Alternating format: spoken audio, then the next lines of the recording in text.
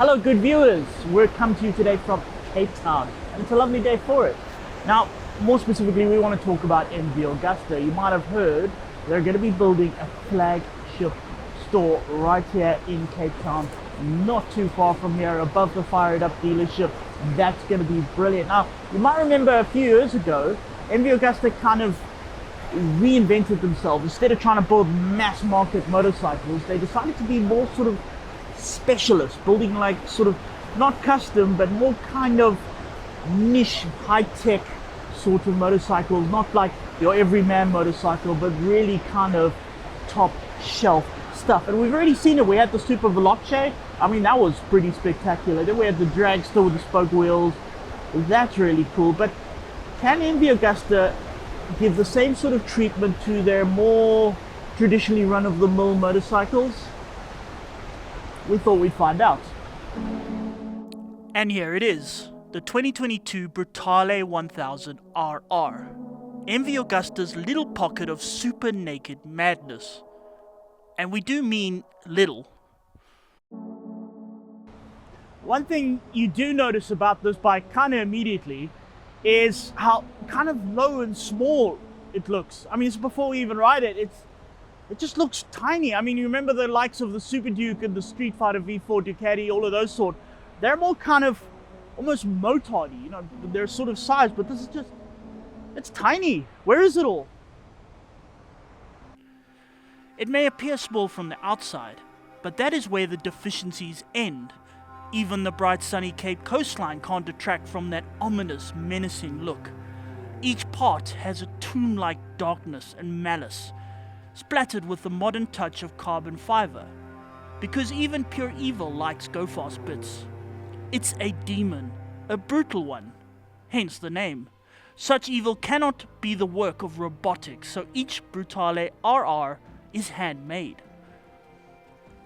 Handmade quite literally. I mean, they even put the name of the guy who built this motorcycle on the motorcycle. For example, this one is Frascoli Luigi. He built this motorcycle, which is good. It makes you think, you know, a lot of confidence in it. He built this motorcycle proudly. But then again, if something goes wrong with it, I can fly to the MV Agusta factory, walk in there and say, hey, where is Frascoli? Frascoli, where are you? It's unlikely to get to that though. Each bike might be handmade and have that custom handmade look, but at the same time they don't have that inevitable shabbiness of bikes built in a custom workshop. So it has the exclusive handmade look, but with a factory feel. And that's a brilliant thing. A brilliant thing that costs a pretty penny. The price of the Brutale 1000 RR is a little shy of 600,000 Rand. That's going to need a lot of bang for that much buck. With that, we start with some problems. The turning circle on those wide bars is more akin to a planetary orbit than a nippy naked. At the same time, those cool designer mirrors sticking out of each handlebar are exactly the height of the average car mirror, so commuting might be a tad tricky. And it's a naked bike, so spending too long on the open road will eventually cause your head to twist off. Then again, with just a 60-litre tank, you'll probably have to stop to fill up before it falls off completely. However, it is a lot better than not naked or completely not naked. On a lot of bikes, they put a sort of a little bit of a screen over here, and you sort of think, oh, at least it has some protection. No. Because what's happening right now is sort of a consistent wall of air is hitting me, but it's hitting me right down.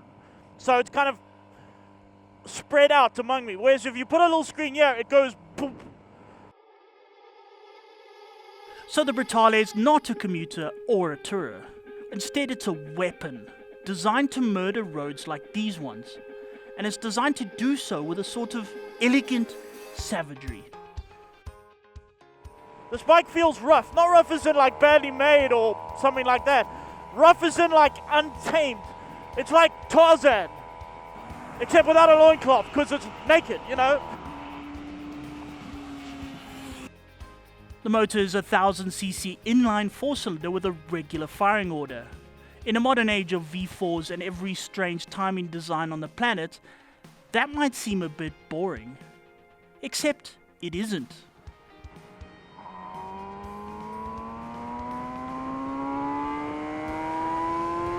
Whoa, whoa, whoa. Listen to that! It's revving to, well, the red line here says 13,000. It doesn't feel like 13,000, it feels like 13 million. That is a sound and a half. Oh, and it starts off like deep, sort of deep sound as you go in the lower revs. As the revs climb, it just wails. It's like a banshee wail. This is not a boring four-cylinder. MV is one of those proud racing families, so when they build a sports bike, you better understand that they are not going to do anything at half-mast. That motor has every bit of technology MV could throw at it, and thus it pushes a class-leading 208 horsepower. I'm pretty sure that little gap in the seat, although probably made for artistic purposes, I'm pretty sure it's there for ventilation. Ventilation in a bit when riding this really needs ventilation. Yeah. Sorry car, it's not me, it's the bike, it's rude. No one taught it manners. And yet, unlike some of its peers, the Brutale doesn't want to launch the front wheel into orbit at every nudge of the throttle, and we expect its low-slung design has something to do with that. It does wobble a little bit, like the bars, as you come out of a corner. Let's see. We're in this corner now. We open the throttle. See that? It does this little hop, little wobble. It's not a tank slapper. It feels nowhere near to a tank slapper. It's sort of just a little thing to remind you, yeah, come on, let's go. It's like MotoGP bikes where you see them coming out of a corner, accelerated at like 27 Gs. And it just feels cool and it just looks cool. I feel like a MotoGP rider. Why do I still like quick shifters? They've been out sort of nearly standard on motorcycles for more than 10 years, and yet I still love them. Listen. Auto blip down. There we go. Mind you, motorcycles have been around for more than 100 years and they still excite me. It doesn't end with the shifter. This bike has every kind of modern gadget our current understanding of electricity can muster, including a cruise control for the sections between mountain passes and a launch control activated by a huge button that all your mates can see. On the huge TFT dash, there is the option of a lean angle indicator that the rider won't be able to look at on account of trying to lean far enough so that their mates won't laugh at them. But it is great for some GoPro bragging. The suspension on the RR is the latest electronic semi-active goods from Öhlins that does a good job of keeping things even more stable. If anything, it is slightly too stiff, something we don't usually say about standard suspension. The frame is the traditional steel trellis sort with an aluminium single-sided swing arm, while the wheels are also aluminium, helping lower the dry weight of the RR to just 186 kilograms. The steering is sort of negligible. Feels like nothing. It's lower, I suspect it has a very low center of gravity. So it's so easy to tip in and run a lot of speed in the middle of the corner. I can't remember 1000 cc's handling this well. Maybe it's been a while, but look at that, round we go. Sharp as a scalpel. All the horsepower and handling is terrific, but without brakes, it amounts to nothing but a shortfall off a large cliff. So MV has ensured that the Brutale has the best dilemma calipers from Brembo. And they are fantastic. I mean, they stop well, but also the feel you get is great. Like, you can really trail brake right deep into the corners, and you got such great feel. You can really control it as you go in. Well, obviously on a public road, it's bad to, trail brake in the corners and scrape your knee and stuff there, because that would be bad. That's very bad. Don't do that. Don't do that. Definitely. And so, before we do any more bad things, it was back to the studio, on the beach. So, here we are back here again after a day of riding. Here's the thing, this is a hyper naked, super naked, whatever they call it, and there's a lot of them. I mean, and they're really, really good. There's the likes of the Super Duke, BMW S1000R, Ducati V4, Aprilia Tuono, all sorts. They all are remarkably good, and I can't say, well, I'm not 100% certain if I measure this up against those, using specs and measurable things if it's any better. I mean, it's at least up there, possibly even better. But how does that kind of justify a 600,000 Rand price tag? Many would say it doesn't. But here's the thing, not everything is written in black and white. It's all about how this bike makes you feel. The way it looks, the way it sounds, the way it feels, the way it makes you feel around other people. I mean, we've been stopped constantly, people asking, well, what is this? It really does attract attention. And the thing that it does is it makes you feel special. It makes every ride an occasion. That feeling it gives you, it's all about feeling, not about black and white. And this thing does that brilliantly. Some of the best sort of feeling I've ever had on a motorcycle, and that is what MV Agusta is good at. It's an emotion machine. It's yeah, if you're into that sort of thing, 600,000 Rand might not seem quite that much. Welcome back. Now, before the break, Don was enjoying himself immensely on MV Agusta's Brutale RR, a 208 horsepower naked bike that costs a shade under 600,000 Rand. We had a chat after the test because he was a bit worried that he might have left the impression that somehow he was anything other than blown away by the MV.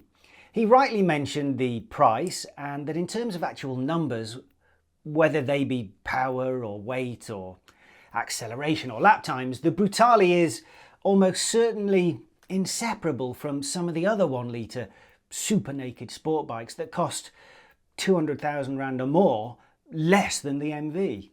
But then he also rightly pointed out that that's not really the point of machines like this, is it? It's all about feelings, and what something is worth to someone is an entirely subjective issue. Sure, there are bikes as fast, as powerful, or as light, but none of them is a MV Agusta. None has wings as big, though Ducati and its Street Fighter, that does have 4 wings. None looks quite so mad, so Italian, or sounds quite so unique, or has exhausts that are quite so in your face. And all of them are distinctly more common than this Brutale RR ever will be. When it comes to motorcycle art, their words, not mine, think of it like the Mega Million Rand supercars. There are more sensible, less showy cars that will go just as quickly for a fraction of the price, but none of them makes quite the impression as a Lamborghini Aventador or a limited edition Ferrari or a McLaren something or other with gull-wing doors and 2-metre wide tyres. You know the sort of thing. Their price is only very partially justified by their performance. Most of the money has been spent on the show, not the go. The drama and sense of occasion you get when driving one, or even when seeing one, that's where the money's gone. MV Agusta's Brutale RR is playing the same sort of game, but with 2 wheels. You can, if you wish, pay even more. About 800,000 Rand will get you the distinctly more outrageous Rush. Or you could pay less, just over 400,000 Rand for the RS version of the Brutale, which sacrifices some of the sophisticated suspension and some other bits and bobs, but keeps the 208 horsepower engine. You pays your money and you takes your choice. And if you've got the money, then you will know what level of expenditure versus what level of rarity and extravagance suits you best. Trying to justify bikes like these purely in terms of bang for your buck is to miss the point entirely. If you can afford to spend 600,000 Rand on a weekend tour, you're not worried about such vulgarities as value. That's only something us common peasants have to worry about. And unless I start playing the lottery, I am quite happily going to be staying on the peasant side of that argument for the foreseeable future.